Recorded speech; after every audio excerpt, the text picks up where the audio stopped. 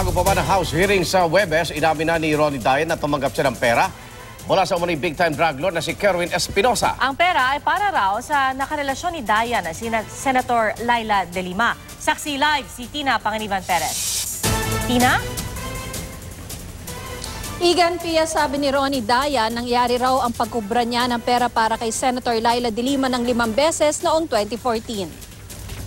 Wala po akong tinatanggap na drug money sa mga drug lords. Eh, yung si Kerwin. Kay Kerwin, meron. Pero yung drug lords na nakakulong... meron? Meron ako natatanggap. Para sa'yo? Para kay Senadora po. Sir Ronnie Dayan, hihingi po ba kayo ng immunity kapag humarap po kayo tumestigo sa House Committee on Justice?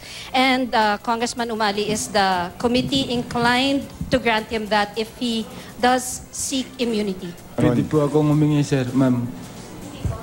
Hihingi po.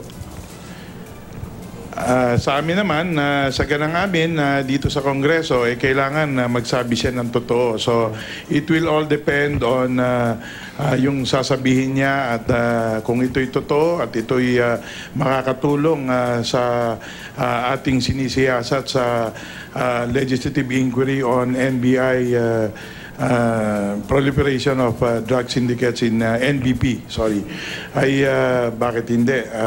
Of course, that is, we will recommend sa committee, pagbobotohan namin to. Humarap na sa House Speaker ngayong gabi ang ex-bodyguard driver ni Senadora Laila De Lima. At kahit sa Huwebes pa siya haharap sa pagdinig ng Kamara, sinagot na niya ang ilang tanong kabilang kung may komunikasyon sila ni De Lima sa buong panahong hinahanap siya ng Kamara. Pinatigs ko sa anak ko na humingi ka ng financial kasi alos din ako makakain. Hindi siya nire-reply ni ma'am yung anak ko. Wala pang abogado si Dayan, pero nangako ang House Committee on Justice na bibigyan siya. Hindi muna papayagang tumanggap ng bisita o gumamit ng communication gadget. Ito ang kwartong balak gawing detention center ni Ronnie Dayan. Yung mga bintana rito na puna ni House Majority Leader Rudy Fariñas na walang grills. Itong kwartong to meron ding aircon, 2 ceiling fans. Itong mga mesang ito, balak alisin at palitan ng sofa at kama.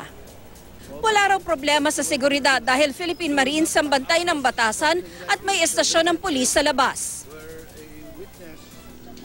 Dito mananatili si Dayan dahil inaresto siya para sa pag-isnab sa sabina ng Kamara kaugnay sa sinasabing bilibid drug trade. Sergeant at Arms din ng Kamara ang nanguna sa booking procedure pero sa Camp Crame ito ginawa, pati ang medical check-up.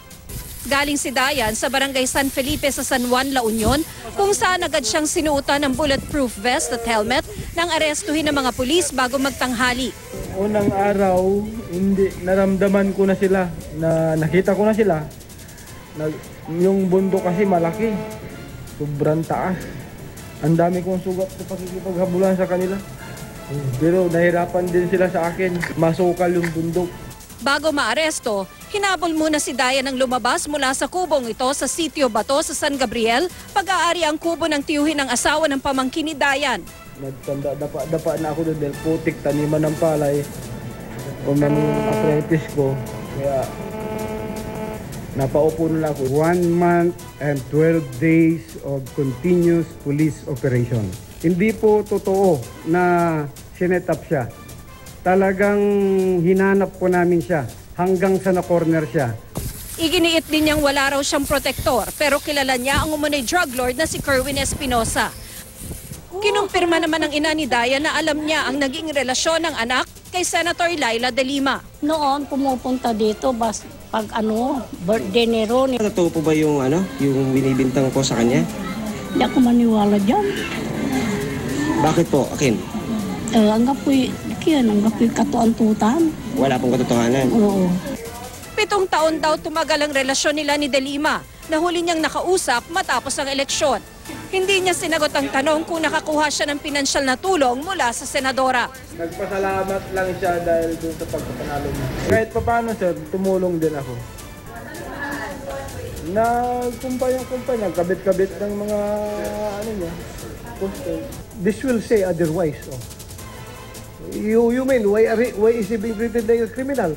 Oh, this will say otherwise. Walang pusas. Dahil nga mayroon siyang warrant of arrest issued by the Congress, then we have to abide by that warrant. Kailangang arestuhin. Hindi natin siya sinukonsider as common criminal. That is why wala siyang pusas. At nang tanungin kung totoong iuugnay ni Dayan sa droga ang vice-presidente, Nilink mo daw. Hindi ko pa nakikita sa personal. Walang effort na gano'n. Bakit i-link yung dissenting vice president sa ganitong sa illegal drugs?